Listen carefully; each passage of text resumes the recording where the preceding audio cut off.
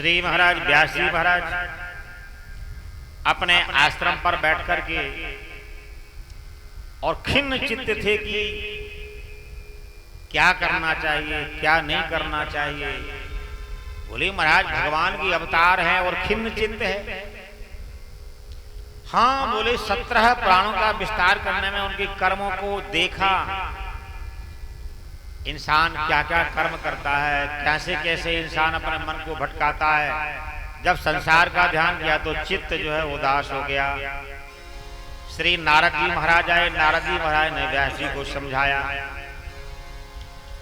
अपने 3 जन्मों की कथा को श्रवण कराया। हे व्यास जी महाराज, मैं पहले एक दासी का बेटा था, माता जी की यात्रा तो पूरी हो गई, अब मैं भगवान का भजन करने लगा, मृत्यु हुई, मुझे दोबारा जन्म लेना पड़ा।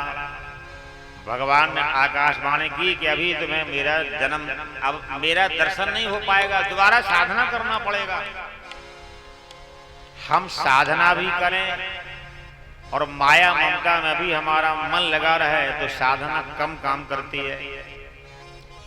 तीसरी बार नारद जी का अवतार हुआ और तीसरी बार सबको छोड़ करके नारायण नारायण नारायण नारायण भगवान का दर्शन किया।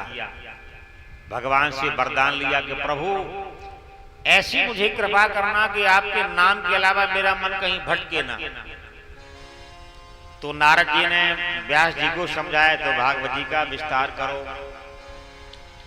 तो श्री व्यास जी महाराज ने भागवत जी का दिव्य विस्तार किया और मन में परम शांति आनंद आया। असंख्य अवतारा शास्त्रों का सारांश ही किम श्रेय सबसे श्रेष्ठ वस्तु है। किम श्रेय शास्त्र सारः, शास्त्रों का सारांश भगवान में हमारी बुद्धि लग जाए। कह स्वावतार प्रयोजनम, यही भगवान के अवतार का प्रयोजन है। किम कर्मः, अपने जीवों को प्रेम प्रदान करना ही भगवान का कर्म है। केवतारस्यः, असंख्य अवतारों में 24 अवतार भागवत जी में विशेष बताए गए हैं। उसमें एक व्यास जी का भी अवतार माना गया है, व्यासावतारः।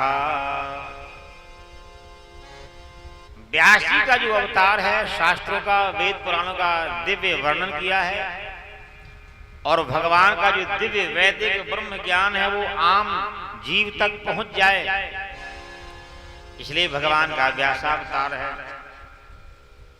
द्वापरे समनुप्राप्ते, श्री व्यास जी महाराज ने अपने वैदिक दिव्य ज्ञान परंपराओं को जीव तक पहुंचाया और सबको अनेक प्रकार से अवगत कराया। अते सुखमासीनम। अच्छा, नारद जी महाराज ने नारद पुराण में प्रश्न किया कि महाराज भगवान मिलते हैं कि नहीं मिलते।